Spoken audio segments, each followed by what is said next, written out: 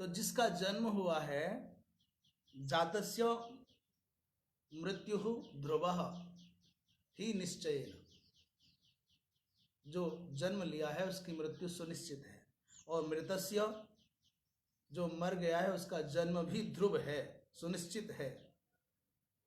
तस्मात, इसीलिए ये दोनों कैसे हैं?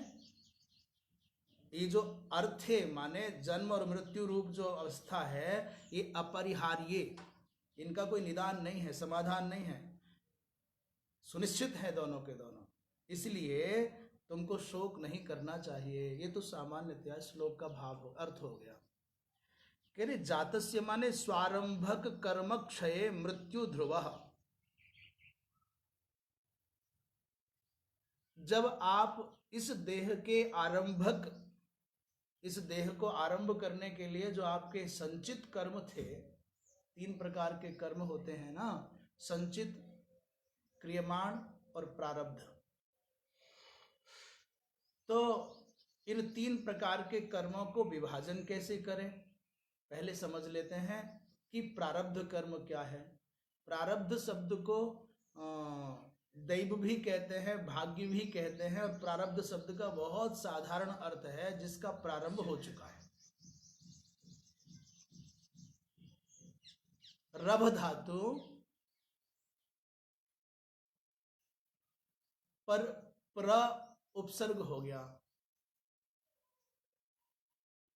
प्र और आ उपसर्ग हो गया, प्र आ, प्रायः आरंभ शब्द जिससे बनता है, आ उपसर्ग, आंग उपसर्ग पूर्वक, आंग पूर्वक रव धातु से, तो प्रारब्ध, इसमें एक तो प्रत्यय कर दो तो प्रारब्ध हो गया। तो प्रारब्ध का मतलब है इस शरीर के भोग के निमित्त जिन कर्मों को इसके साथ, शरीर के साथ जोड़ दिया गया। एक तरह से प्रारब्ध माने अकाउंट मान लीजिए। इसमें इसमें सत्कर्म और असत्कर्म का, पाप और पुण्य का, सुख और दुख का, मित्र और शत्रु का, अच्छे वो सब का समायोजन रहता है।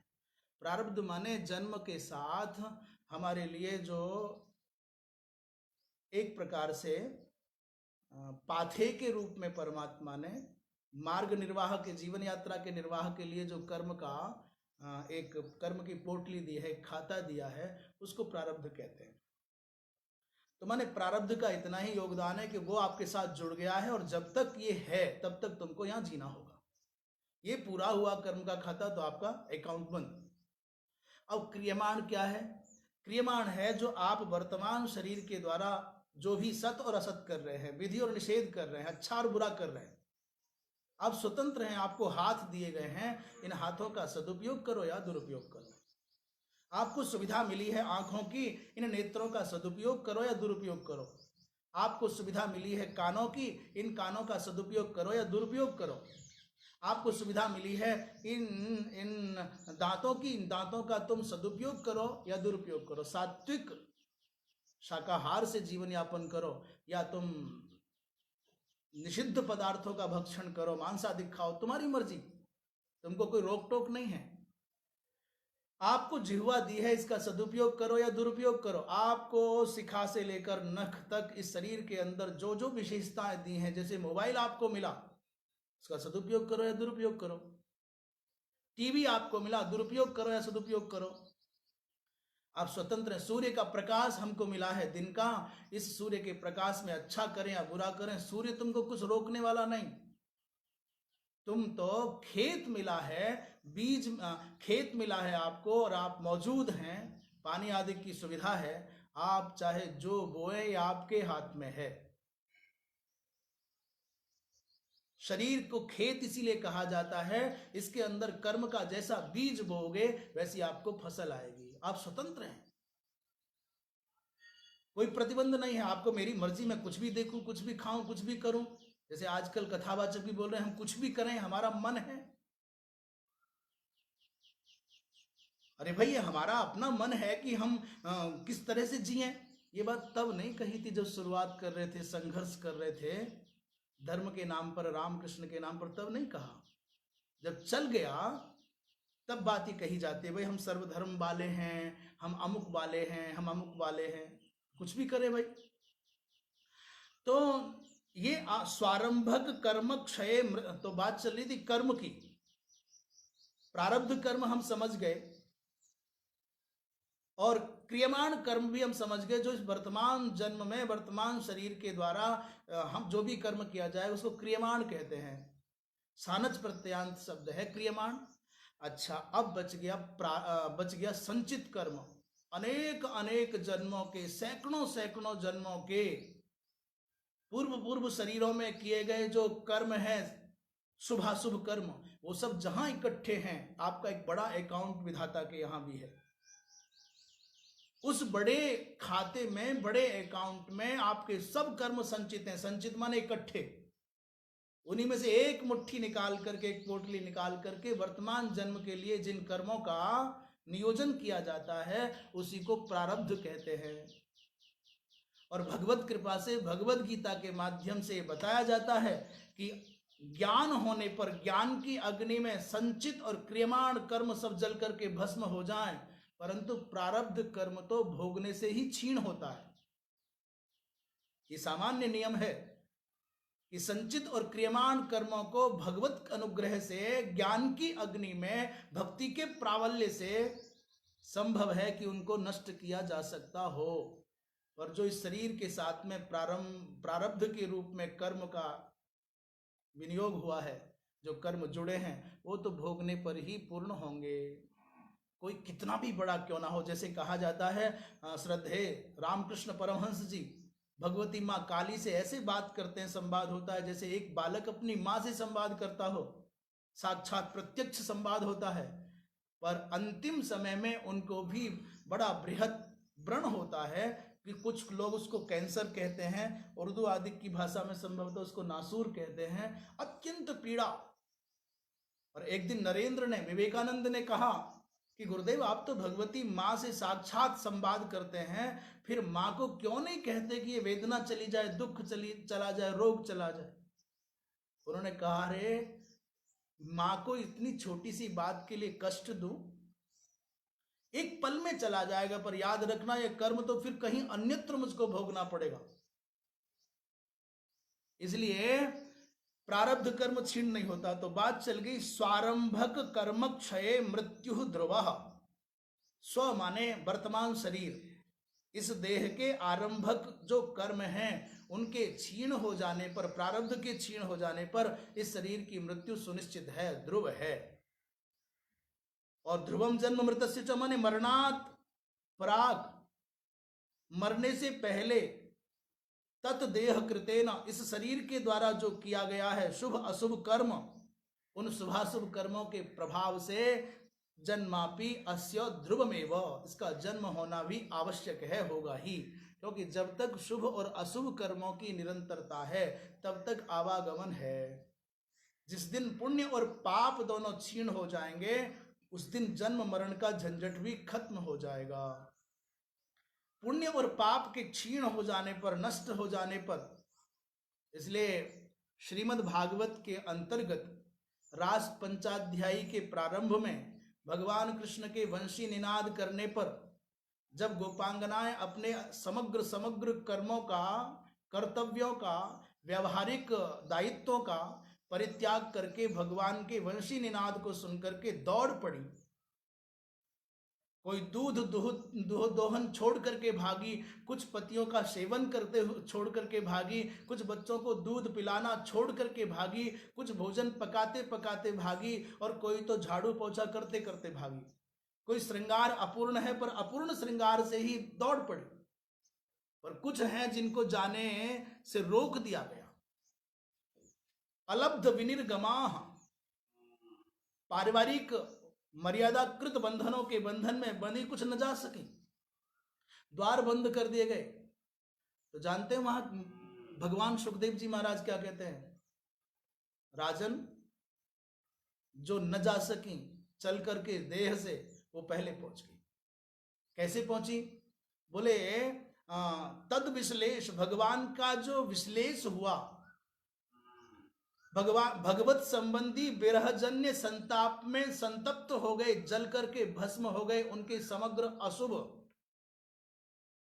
भगवान की जो भगवान के प्रति जो उन गोपांगनाओं का अतिशय समर्पण भाव था, प्रेष्ठ के संसर्ग की चाह थी, इच्छा थी, और वो पूर्ण न हुई तो विरह जन्य जो अग्नि उद्दीप्त हुई, उस विरह की अग्नि में उन गोपांगनाओं के समग्र अशुभ जो जन्म जन्मांतर के संचित क्रियमाण और प्रारब्ध जन्य थे, सब जल करके भस्म हो गए। और जब अशुभ नष्ट हुए, किससे? बोले विरह जन्य अग्नि से। तो फिर पुण्य कैसे नष्ट हुए? बोले एकांत में भगवत संसर्ग का जो आनंद उनको प्राप्त हुआ, अर्थात पूर्व जन्मों के समग्र पुण्यों का फल, एकांतिक भगवत संसर्ग का लाभ जो उनको हुआ, उसके प्रभाव से भाव जगत में भगवत संसर्ग के सुख के प्रभाव से समग्र पुण्य नष्ट हुए, और महाराज विरह जन्य अग्नि में समग्र अशुभ नष्ट हुए, ये शुभाशुभ कर्म नष्ट हो गए, तो समग्र बंधन कट गए। दुस्सह प्रेष्ठ माने प्रेष्ठ प्रियतम के विरह की जो असहनीय वेदना थी, आग थी, उसमें जल करके सारे दुष्कर्म नष्ट हो गए। ये भाव। तो जैसे मरने से पहले शुभाशुभ कर्म हुए हैं इस शरीर के द्वारा, उनके प्रभाव से आपको जन्म लेना ही होगा। तस्मात् अपरिहार्यर्थे माने अवश्यम भाविनी जन्म मरण लक्षणे अर्थे, ये सुनिश्चित है जन्म मरण रूपात्मक इस का संपादन, कृत्य का संपादन होगा ही होगा, इसलिए शोक मत करो। भगवान भाष्यकार कहते हैं कि जातस्य ही अर्थात लब्ध जन्मनो, जो उत्पन्न हो गया है, जो लब्ध जन्मा है, उसकी ध्रुवः अव्यभिचारी मृत्यु हो, मृत्यु सुनिश्चित है। अर्थात मरणम ध्रुवम, और ध्रुवम जन्म मृतस्य च तस्मात्, और जो महाराज मर गया है उसका जन्म भी सुनिश्चित है, इसलिए अपरिहार्य माने ये जो अयम माने यह जन्म मरण लक्षणः अर्थः तस्मिन् अपरिहार्ये, ये जन्म और मरण अपरिहार्य है, इनको टाला नहीं जा सकता। इसलिए न तुम शोचितुम अर्हसि, तुम शोक नहीं कर सकते, शोक नहीं करना चाहिए। एक बात और इसमें स्पष्ट कर दूं, यद्यपि भगवान भाष्यकार का ये भाव यहाँ नहीं है, अब एक समस्या आ गई, प्रश्न आ गया कि जब जिसका जन्म हुआ है उसको मरना ही मरना है, मरना ही पड़ेगा, और दूसरी बात यह है कि जो मर गया है उसको जन्म ही लेना पड़ेगा ही पड़ेगा हर हाल में। मेरी बात समझ में आ गई? जो पैदा हुआ उसे मरना पड़ेगा, जो मर रहा है उसका जन्म होगा। तो ये आखिर कब जन्म और मरण का चक्र कटेगा? आपने तो एक साथ स्पष्ट कर दिया कि जिसका जन्म है उसकी मृत्यु निश्चित है, जो मर गया है उसका जन्म होना सुनिश्चित है। आखिर कोई तो ऐसा पल होगा, कोई तो ऐसी प्रक्रिया होगी, कोई तो ऐसा स्थान होगा कि जहां मरने के बाद में जन्म ना हो और जन्म के बाद में मृत्यु ना हो। कुछ तो होगा, कोई तो रास्ता निकले जिसको मुक्ति कहते हैं, कि आवागमन का बंधन कट गया। ये कहां से आएगा? आपने तो एक मुस्त कह दिया कि जन्म जिसका हुआ उसे मरना पड़ेगा, जो मरा है उसको जन्म लेना पड़ेगा। बोले है रास्ता, ऐसा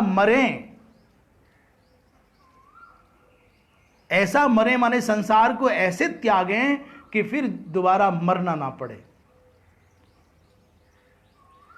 अब मर गए माने अंतिम बार मृत्यु होगी, दोबारा मरने के लिए ऐसा कोई मौका नहीं, क्योंकि मरेगा तो निश्चित जब जन्म लेगा। तो इस जीवन को अंतिम बना दो, इस देह परित्याग को अंतिम बना दोगे तो फिर दोबारा मृत्यु का मुख नहीं देखना पड़ेगा, क्योंकि जन्म ही नहीं होगा। और पैदा हुए हो तो इस जन्म को ऐसा दिव्य बना दो कि फिर दोबारा तुमको माता के गर्भ में जाना ही ना पड़े, जन्म हो ही ना। ये जन्म हो गया है तो इसको अंतिम बना दें, और ये शरीर छूटना है तो शरीर के छूटने को अंतिम बना दें। ऐसा मरो कि फिर मरना ही ना पड़े, ऐसा जन्मे हो तो ऐसा जन्मो कि फिर दोबारा जन्म ही लेना ना पड़े। तो ये कैसे संभव है? दो प्रक्रियाएं हैं जो भगवत विधान के अनुसार लोक कल्याण के लिए, लोकानुशासन के लिए, जन कल्याण के लिए भगवान के विधान के अनुसार अवतरित होकर के विभूतियां आती हैं, उनको मरना नहीं पड़ता। अपने कर्म बंधन में बंध करके जो आएगा उसको मरना ही पड़ेगा, पर जो भगवत विधान के अनुसार लोक कल्याण के लिए इस भूमि पर अवतरित होते हैं, वो देवता हों चाहे संत के रूप में हों, उनकी मृत्यु नहीं होती। दूसरी बात, हर मरने वाला जन्म लेता है, परंतु मृत्यु का अर्थ क्या है? मरने से पहले जो अपनी कामनाओं को मार देता है, अपनी इच्छाओं को मार देता है, अपनी चाहतों को मार देता है, उसके देह त्याग को मृत्यु नहीं कहते, उसके देह त्याग को मुक्ति कहते हैं। जब व्यक्ति समग्र बंधनों से मुक्त हो गया, समग्र कामनाओं से, संकल्पों से मुक्त हो गया, सारे संकल्प और कामनाओं की जंजीरें कट गई, रज्जुएं कट गई, जाल कट गया, वो जीवन मुक्त कहलाता है, मृत्यु नहीं होती। वो जीते जी जीवन मुक्ति उसको कहते हैं। जीते जी श्वासों के शेष रहने पर भी अपनी कामनाओं का जो अंत कर ले, आत्मा अनात्म का विवेक हो गया, आत्म साक्षात्कार हो गया, उसको मृत्यु के मुख में नहीं जाना पड़ता। तो जन्म लेने पर भी जो अवतारी है, अवतरित होकर के आया, उसकी मृत्यु नहीं होती, एक। दूसरा, जिन्होंने जीते जी इसी जन्म में, अभी शरीर के छूटने से पूर्व, सांसों के पूरा होने से पहले ही अपनी कामनाओं का अंत कर लिया है, जीवन मुक्ति का स्वाद चख लिया है, आत्म तत्व का साक्षात्कार कर लिया है, जो ब्रह्मविद ब्रह्मैव भवति इस अवस्था में आ गए हैं, उनकी मृत्यु भी नहीं होती और उनका फिर जन्म भी नहीं होता। तो अवतारी का मरण नहीं होता, एक बात। और जिन्होंने आत्म साक्षात कर लिया है, जो ब्रह्मविद ब्रह्मैव भवति की कोटि में आ गए हैं, ब्रह्मवेत्ता ब्रह्म ही हो जाता है, इस अवस्था में आ गए हैं, उनकी भी मृत्यु नहीं होती। और जब मृत्यु नहीं होती तो उनका जन्म भी नहीं होता। कर्म बंधन में बंधे हुए आप खिचड़ खींच करके ले जाए जाओगे, आपको लौट के आना पड़ेगा। और आप चल करके शहंशाहों की तरह जाओगे तो आपको लौट के नहीं आना पड़ेगा। विवस्था में, बंधन में बांध करके लाए जाओगे तो ऐसे ही जाना पड़ेगा, बंधे हुए जाओगे तो फिर लौट के आना पड़ेगा। पर आप जीवन मुक्त होकर के जा रहे हैं तो फिर आपका जन्म नहीं होगा। ये बात बीच में स्पष्ट कर देने के लिए हम प्रयत्न कर रहे थे और आशा है कि आप समझ गए होंगे। आगे कहते हैं,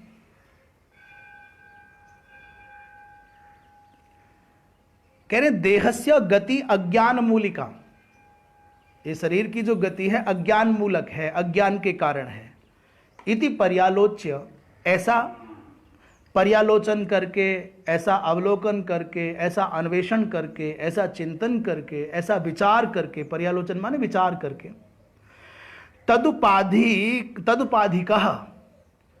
शोकोपि अज्ञान कृतः एव, तत्मनुष्य देह की उपाधि से तत्उपाधिक जो शोक है, तत्संबंधी जो शोक है, वो भी अज्ञान मूलक ही है, अज्ञान ही है। इसलिए जैसे देह के विषय में आपको जो मरना और जीने का विचार आ रहा है अज्ञान मूलक है, तो उस देह के नष्टाधिक होने से जो शोक अधिक होता है वो भी अज्ञान मूलक ही, इसलिए नहीं करना चाहिए, शोक नहीं करना चाहिए। कहते हैं कार्य कारण संघातात्मकानि अपि भूतानि उद्दिश्य शोको न युक्तः। कह रहे कार्य कारण संघात माने संगठित, कार्य और कारण का संगठित रूप ही तो है समग्र जीवों का जीवन, तो भी आपको शोक नहीं करना है, क्योंकि यतः अव्यक्तादीनि भूतानि व्यक्तमध्यानि भारत अव्यक्तनिधनान्येव तत्र का परिदेवना। अव्यक्तादीनि भूतानि व्यक्तमध्यानि भारत अव्यक्त निधनान्येव तत्र का परिदेवना। 3 अवस्थाएं बता रहे हैं कि ये जो भूतानी, ये जो प्राणी हैं, ये अव्यक्ता दी नहीं संति। और दूसरी व्यक्त मध्यानि, हे भारत, भारत शब्द जो संबोधन किया है, हे ज्ञाननिष्ठ, अर्थात तुम ज्ञान रूप हो, थोड़ा सा समझो अपने आप को, जगो, उठो, सोचो। ये पहले अव्यक्त थे, सब जन्म से पहले सब अव्यक्त थे। और व्यक्त मध्यानि माने जन्म के बाद में ये व्यक्त हो गए, प्रकट हो गए, दिखने लग गए। और अव्यक्त निधनानि, ये निधन के बाद फिर सब अव्यक्त हो जाएंगे, अदृष्ट हो जाएंगे। इसमें काय की परिदेवना है, इस काय का शोक करना है, काय का दुख मनाना है। 3 अवस्थाएं। हम सब संसार में जितने भी लोग हैं, जैसे भवन है, घड़ा है, वृक्ष है, ये अपने जन्म से पहले नहीं थे। हम और आप अपने जन्म से पहले नहीं थे। जन्म हो गया तो हम चलते फिरते, वृक्ष फल और छाया देते दिखते हैं, सबकी उपयोगिता है, सबकी आवश्यकता है। तो ये सब व्यक्त मध्य हैं, और निधन हो जाने के बाद फिर अव्यक्त हो जाएंगे। आगे थे नहीं, लास्ट में होंगे नहीं, बीच बीच में हैं। इसमें काय का शोक करना है? भगवान भाष्यकार कहते हैं कि अव्यक्तानि माने अव्यक्तम अदर्शनम। अव्यक्त कहते हैं अदर्शन को, जो दिखता नहीं है। अच्छा, अनुपलब्धि अर्थात अप्राप्ति। अनुपलब्धि माने अप्राप्त। आप जन्म से पहले थे नहीं, अदृष्ट थे, दर्शन का विषय नहीं थे, उपलब्ध नहीं थे, अनुपलब्ध थे। तो अनुपलब्धि आदि येषाम भूतानाम पुत्र मित्रादि कार्यकरण संघातात्मकानाम। ये पुत्र है, मित्र है, तुम्हारा हमारा शरीर है, ये कैसे हैं? बोले जन्म से पहले थे नहीं, ये अव्यक्त थे। आदि में माने तुम्हारे जन्म से पहले। तानि अव्यक्तादीनि भूतानि प्राग उत्पत्ते है।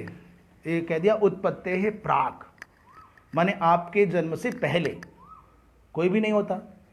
फिर कह रहे हैं उत्पन्नानि च प्राक मरणात् व्यक्त मध्यानि।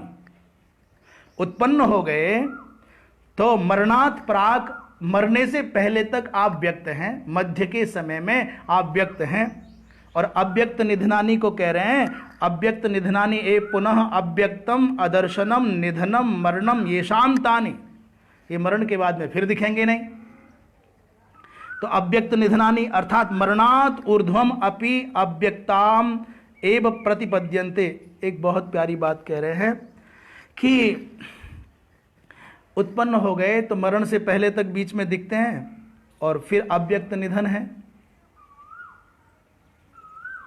अव्यक्त हो जाना ही जिनका निधन है या मरण है, ऐसा कह रहे हैं, वो अव्यक्त निधन कहा जाता है। मरने के बाद फिर नहीं दिखेंगे। ये तो बात सामान्य हो गई। इसमें फिर शोक करने की क्या आवश्यकता है? ऐसा तत्र का परिदेवना को वा प्रलापः। ये बार रोने की, बार बार शोक करने की क्या आवश्यकता है? 3 शब्दों के द्वारा पूरे श्लोक को फिर कह रहे हैं। अदृष्ट दृष्ट प्रणष्ट भ्रांति भूतेषु भूतेषु। अदृष्ट माने जो जन्म से पहले अदृष्ट थे, और दृष्ट माने जो जन्म के बाद में दिखने लग गए, और प्रणष्ट माने जो मरने के बाद में फिर दिखना बंद हो गए। ऐसे भ्रांति भूत भूतों में तुम क्या शोक कर रहे हो? घड़ा जब नहीं था तब मिट्टी था, घड़े का दर्शन उपलब्ध नहीं था, तो वो कैसा हुआ? बोले अदृष्ट था घड़ा। अब मिट्टी को आकार दिया, घड़ा बन गया, तो कैसा बन गया? घड़ा दृष्ट बन गया। अब घड़ा फूट गया तो क्या बचा? मिट्टी बचा, फिर अदृष्ट हो गया। इस घड़े के बनने और फूटने में और घड़े के रहने में तुमको काय का शोक और हर्ष है? ये कह रहे हैं। ये बात कहने के बाद में एक बहुत प्यारा उदाहरण भगवान भाष्यकार ने महाभारत के अंतर्गत से, महाभारत का स्त्री पर्व है, उसके 2 अध्याय का 13वां श्लोक यहाँ दिया है। कैसे हैं ये विनष्ट, माने अदृष्ट, अदृष्ट, दृष्ट और विनष्ट। जन्म से पहले अदृष्ट है, और जन्म के बाद में दृष्ट है, और मृत्यु के बाद में नष्ट। कह रहे हैं एक दिन व्यास भगवान को बुला करके सब गांधारी आदिक माताओं ने, कुंती आदिक माताओं ने कहा, भगवान हमारे जो स्वजन संबंधी चले गए हैं इस महाभारत के युद्ध में, एक बार उनका दर्शन करना चाहते हैं। माँ कुंती ने कहा एक बार कर्ण से मिला दो। गांधारी ने कहा मेरे 100 के 100 पुत्रों का मुख मैं देख लूं। सब ने अपनी अपनी भावनाओं के अनुरूप अपने अपने स्वजनों को, संबंधियों को फिर देखने का निवेदन वेदव्यास जी महाराज के चरणों में किया। और भगवत कृपा से भगवान वेदव्यास ने वो सब दर्शन भी करा दिए उन जीवों के, और जीवों ने उपहास भी उड़ा लिया। ये हो गया। वहां कह रहे हैं अदर्शना दा पतितः पुनश्चा दर्शनं गतः नासौ तब न तस्य त्वं वृथा का परिदेवना। ये जितने जो संबंधी स्वजन हैं, अदर्शनात् आपतितः, ये पहले थे नहीं पर प्रकट होके आ गए और कुछ दिन तक तुम्हारे साथ रहे। पुनश्च अदर्शनं गतः, फिर ये अपने अपने लोगों को अपने कर्म के अनुसार चले गए। इस बात को आप वहां भी घटा सकते हो वेदव्यास जी महाराज के द्वारा जीवों के दर्शन कराने की अवस्था में, और सामान्यतया शोक में डूबे हुए किसी भी व्यक्ति को समझाने के लिए भी कर सकते हो। भाई घड़ा नहीं था, बन गया, अब घड़ा फूट गया। तो नासौ तब न तस्य त्वम, ना तो असौ तब ये तुम्हारा है, और न तस्य उसके, त्वम माने तुम हो, व्यथा, वृथा माने व्यर्थ में काय का परिदेवन हो रहा है। शोक क्यों किया जा रहा है, दुख क्यों होता है? अरे वो तुम्हारा नहीं, तुम उसके नहीं। कुछ काल के लिए सामुख्य हुआ और खत्म हो गया खेल। ठीक इस श्लोक के इस भाव को यहां व्यक्त किया गया। महाराज कहते हैं एक बहुत प्यारा भाव है, और संभवतः ये परमार्थ प्रपा नाम की एक टीका है, उसमें बड़े विद्वान और बड़े उत्तम कोटि के विचारक हैं। उन्होंने ये बात कही, वो कहते हैं अव्यक्त माने अव्यक्त नाम है, यहाँ थोड़ा सा अर्थ बदल गया है, और आप ध्यान से श्रवण करेंगे तो पकड़ में आएगा, और कहानी की तरह से श्रवण करने लगे तो मुश्किल हो जाएगा। अभी तो हमने अव्यक्त शब्द का अर्थ किया था अप्रकट, अदर्शन, अदृष्ट। वो कहते हैं क्यों भाई, अव्यक्त नाम तो आपने भाष्य के प्रारंभ में ही आद्य जगत गुरु शंकराचार्य भगवान ने अव्यक्त माने क्या कहा था, प्रकृति कहा था। जब भाष्य का उपोद्घात प्रारंभ हुआ तो नारायणः परो अव्यक्तात्, अव्यक्त माने प्रकृति कहा। तो तुम यहां अव्यक्त शब्द का अर्थ अप्रकट क्यों कर रहे हो, प्रकृति क्यों नहीं लेते? उन्होंने शब्द के इस रूप को लिया। अव्यक्तम माने प्रधानम, प्रधान माने सांख्य मत में प्रधान प्रकृति की संज्ञा है, अव्यक्त प्रकृति की संज्ञा है। तो तदेवादिरुत्पत्तेः पूर्व रूपम, तत एव आदि अर्थात उत्पत्ते पूर्वम। अव्यक्त माने प्रधान, और प्रधान ही है आदि माने उत्पत्ति से पूर्व रूप जिसका। ऐसे सब जीवों को अव्यक्तादि ने कहा है। आदि में जो अव्यक्त रूप थे अर्थात प्रधान का अंग थे, प्रकृति रूप थे, तानि भूतानि। तो यहां अव्यक्त शब्द का अर्थ अप्रकट ना करके प्रकृति का अंग मान लिया। अच्छा, अव्यक्त निधनानी शब्द का भी वही अर्थ कर रहे हैं, अव्यक्ते प्रधाने निधनम लयो येषाम। क्योंकि जो जहां से प्रकट होता है उसी में उसका लय भी होता है। समुद्र से पानी उठता है, सूर्य की किरणों के द्वारा बादल बनता है, और वो पहाड़ों पर बरसे, मरुस्थल में बरसे, ये न केना प्रकारेण वो नदियों का आश्रय लेकर के फिर सागर में पहुंच जाता है। हर कार्य अपने कारण में लीन होता है। मिट्टी से बना घड़ा अंततः मिट्टी में लीन हो जाता है। आपके पांच भौतिक शरीर के प्रत्येक अवयव का वो जो भाग है, व्यष्टिगत भाग, वो समष्टिगत भाग में मिल जाता है। अग्नि अग्नि में, वायु वायु में, आकाश तत्व आकाश तत्व में, पृथ्वी पार्थिव तत्व पार्थिव तत्व में, और जल जल में, तेजस तेजस में।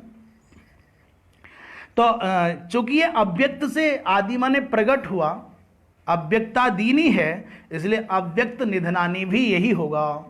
तो उसका अव्यक्त निधनानी का अर्थ करें, अव्यक्ते माने प्रधाने माने प्रकृतौ, प्रकृति में, निधनम माने लयो, प्रकृति में ही जिनको मिल जाना है वो जेसाम एव विधानाम अज्ञान रूप आदि मध्यावसानानाम नाशे किम दुखम, इनके नाश हो जाने पर क्या दुख है।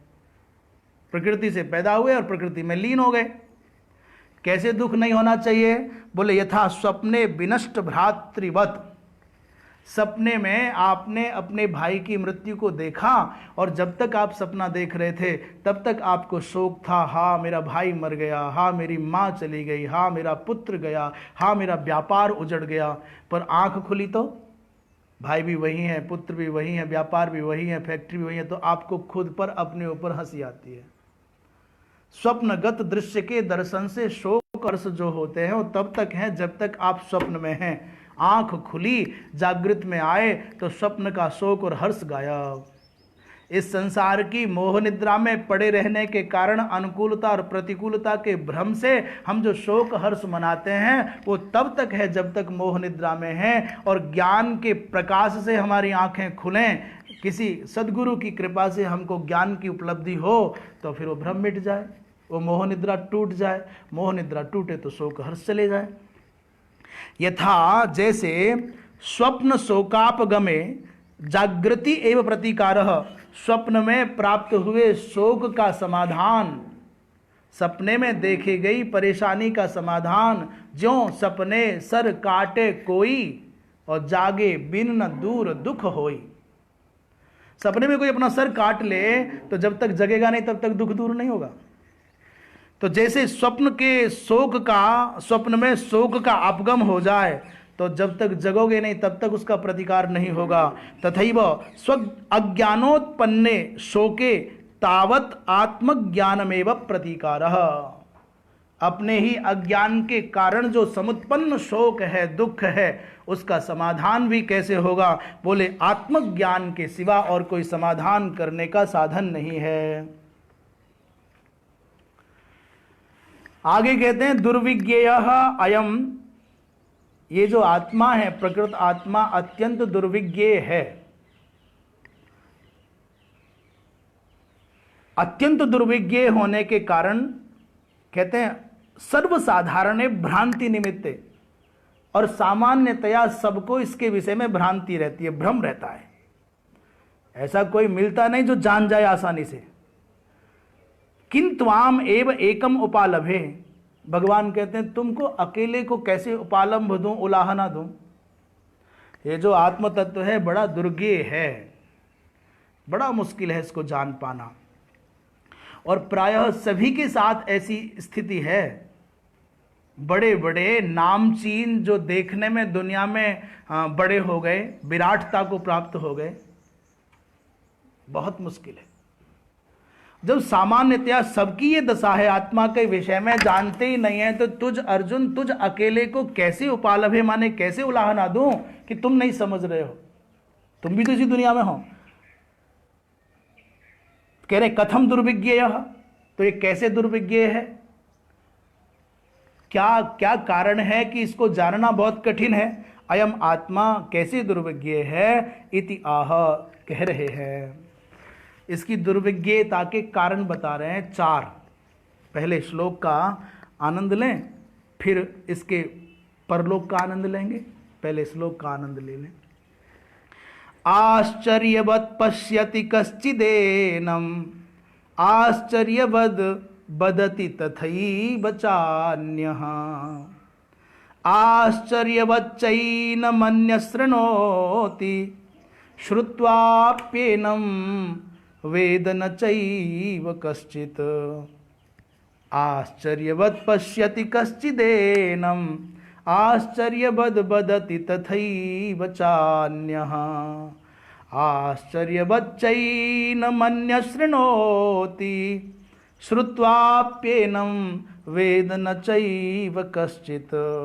कह रहे हैं इस आत्म तत्व को कश्चित माने कोई कोई तो आश्चर्य के आश्चर्यचकित होकर के आश्चर्य के जैसा देखता है, जैसे अदृष्ट, अश्रुत, अननुभूत, पहले देखा नहीं, सुना नहीं और अनुभव में आया नहीं, ऐसा कुछ दिख गया हो अचानक, जो आपने कभी देखा ना हो वो दिख जाए, सुना था कुछ विलक्षण सा, विचित्र सा, वो दिख जाए तो आप चौंक जाएंगे। सामान्यतया रात्रि के अंधकार में आपको 10 फुट का आदमी दिख जाए तो कहो क्या होगा? आश्चर्य होगा, भय होगा, ना जाने क्या क्या होगा, घिग्गी बंधेगी। आत्म तत्व के विषय में कोई कोई तो बहुत आश्चर्यपूर्वक देखते हैं और कोई कोई कश्चित अन्य आश्चर्यवद वदति, इसके बारे में चर्चा भी करता है। तो एक अचंभित के समान कोई कैसा तत्व है, क्या है? और आश्चर्यवत चैन मन्य शृणोति, अन्य कोई इसको सुनता भी है तो आंखें फटी की फटी हैं, वो सुन रहा है क्या है, कैसा है। और कोई कोई तो श्रुत्वापि एनम, इसको आत्मा के विषय में सुन भी लें तो वेद न चैव कश्चित, जान नहीं पाते कि है क्या। चारों के चारों एक इस श्लोक में 4 विलक्षणताएं बता रहे हैं। आश्चर्यवत पश्यति कश्चिदेनम का मतलब है कि आत्मदर्शन दुर्लभत्वम, अर्थात दृष्टा दुर्लभ, 2 बात। आत्मदर्शन अत्यंत दुर्लभ है ये, अथवा इसका दृष्टा दुर्लभ है। अस्य आत्मतत्वस्य दृष्टुर दौर्लभ्यम, इस आत्म तत्व के दर्शा का, आत्म तत्व के दृष्टा का दौर्लभ्य माने दुर्लभता, ये पहले पद में प्रकट की गई है। और दूसरे में आश्चर्यवद बदति तथैव चान्यः, इस पद में, दूसरे पाद में वक्तु दौर्लभ्यम, इसको किसी ने देख भी लिया हो तो बताने की बात आवे तो वक्ता नहीं मिलेगा, वक्ता की दुर्लभता बता दी। और आश्चर्यवत चैन मन्य शृणोति, यहां श्रोतुर दौर्लभ्यम, ये श्रोता ही नहीं मिलेगा।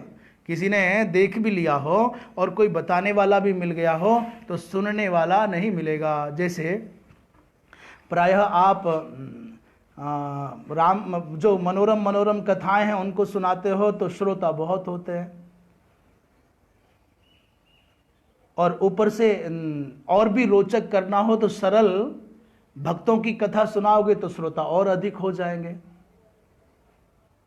और यदि उसमें आपने शेरो शायरी और ऐड कर दी, मिला दिया, और आजकल के जैसे ये तड़क भड़क वाले लोग खड़े हो गए हैं धर्म के नाम पर अधर्म का प्रसार करने के लिए, क्योंकि धर्म का पालन कराने वाले तो संसार में बहुत कम रहेंगे ना, तो अधिक संख्या उन्हीं की है जिनको नाचना गाना अच्छा लगता है। और एक बार पतन की प्रक्रिया प्रारंभ हो जाए तो विनिपातो सतमुखः, महाराज एक बार गिरने लग जाए तो सैकड़ों प्रकार से गिरने की तैयारी करता है। अब तो भागवत जी के नाम पर सुदामा जी बेचारे कैसे बना दिए जाते हैं, और फिर उनसे चावल मंगवा लो, फिर बामन भगवान आते हैं मांगने के लिए, उनसे मंगवा लो। विवाह का समय आवे तो आजकल बारात भी आने लगी, बैंड बाजे बजने लग गए। अपने स्थान से पतित हुए व्यक्ति का कितने प्रकार से पतन होता है, तो बैंड बाजों में वो शादी होने लग गई, मेरे श्याम की शादी है, दोनों पक्ष के लोग नाच रहे हैं। और कभी कभी तो ये भी देखने में आता है जो कृष्ण और रुक्मिणी बने दोनों ही नाच रहे। शंकर जी का प्रसंग आता है तो माता पार्वती और शंकर जी को नचा लें भागवत में। और कभी कभी तो ऐसा देखने में आता है, लज्जा के मारे, शर्म के मारे, क्या बताएं, कि व्यास ऊपर से उठे वही नाचने लग जाए। ऐसे निकम्मों के हाथ में परमहंसों की संहिता, जिसके वक्ता भगवान सुखदेव जी हों, ऐसे नचकैया गवैयाओं के हाथों में धर्म की डोर चली गई हो, प्रवाचकत्व तो चला गया हो, वक्तृता चली गई हो, व्यावसायिकता इतनी बढ़ गई हो कि लोग नाच करके, नचा करके, गा करके, गवा करके, कुछ भी करके और लोगों को संतुष्ट करना चाहते हो, मनोरंजन करना चाहते हो, तो धर्म का ह्रास तो होगा ही। एक बात बताऊं, किसी को बुरी भी लग सकती है, पर मेरा उद्देश्य किसी को बुरा लगना न लगने से नहीं है। मैं तो कह रहा हूं, जब किसी के मन में ये आ जाए कि नास्तिक प्राय अधर्मी लोग भी, हमारे घर, हमारी परिवार, हमारी संस्कृति के विरोधी लोग भी मेरी प्रशंसा करने लग जाएं।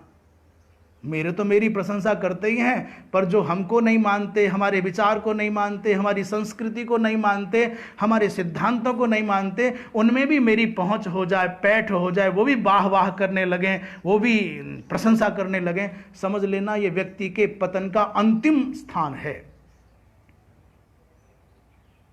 जब तुम्हारी परंपराओं के, संस्कृति के, सिद्धांतों के विरोधियों के द्वारा प्रशंसित होने लगो, तो समझ लेना कि तुम पतन के मार्ग पर नहीं चल रहे, पतन के गहरे गर्त में गिर गए हो।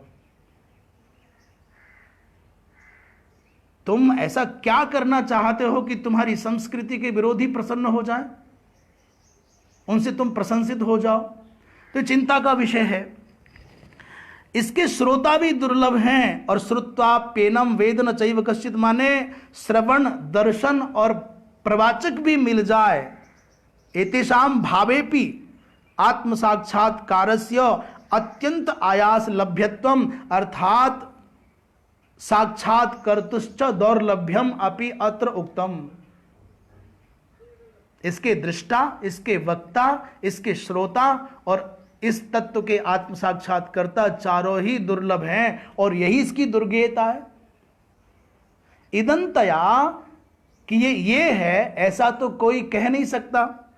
आओ भाष्यकार की भाषा की भव्यता का आनंद लें। आश्चर्यवत माने आश्चर्यम, अदृष्टपूर्वम, अद्भुतम। अद्भुत माने विलक्षण है, पहले कभी देखा नहीं गया। अकस्मात दृश्यमानम तेन तुल्यम, अचानक दृष्टि के सामने आ जाए तो जैसे व्यक्ति चौंक जाता है, इसलिए इसको आश्चर्यवत कहा, आश्चर्य इव कहा। कुछ लोग इसको आश्चर्य के समान ही देखते हैं, मौका लग भी जाए, अनुभव में भी आए तो। और दूसरा, आश्चर्यवत एनम वदति, कोई लोग हैं जो थोड़ा देख लिए, झांकी मिल गई है, झलक मिल गई है, तो वो भी बोलने में विश्वसनीयता के साथ नहीं, आश्चर्य के समान ही व्यक्त करते हैं।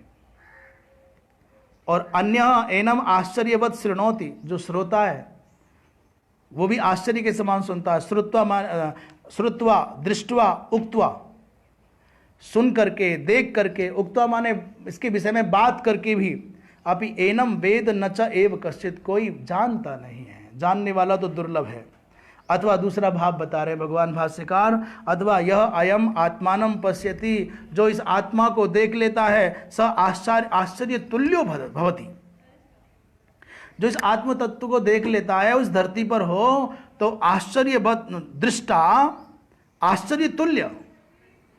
यही मान लो कि वो दुनिया में अजूबा आश्चर्य है, अथवा दूसरी बात आश्चर्य तुल्यो, वो आश्चर्य तुल्य है। और जो बदती, जो सुनोती, स अनेक सहस्रेषु कश्चित भवति, भैया वो तो हजारों हजारों में कोई एक होता है। मानो इस धरती पर वो आश्चर्य के समान ही है जिसने आत्म तत्व का साक्षात्कार कर लिया है। इसलिए अतो दुर्बोध आत्मा इति अभिप्राय, इसलिए आत्मा दुर्बोध है, ये इसका अभिप्राय है। महाराज, इस प्रसंग में बहुत सुंदर हम चर्चा कर रहे थे कि परमार्थ प्रपा एक टीकाकार हैं, वो बहुत सुंदर विवेचन देते हैं। वो कह रहे हैं कि जो ये विषय चल रहा है, यही अथ एतत् अर्थे अथर्व साखिया श्रुतिरपि, इसमें अथर्ववेद की शाखा से संबद्ध एक श्रुति है, उसको भी देख लेना चाहिए। श्रवणायापि बहुभिर्यो न लभ्यः शृण्वन्तोऽपि बहवो यन्न विद्युः आचार्यो वक्त्यकुशलो अस्य लब्धावाश्चर्यो ज्ञाता कुशलानुशिष्टः।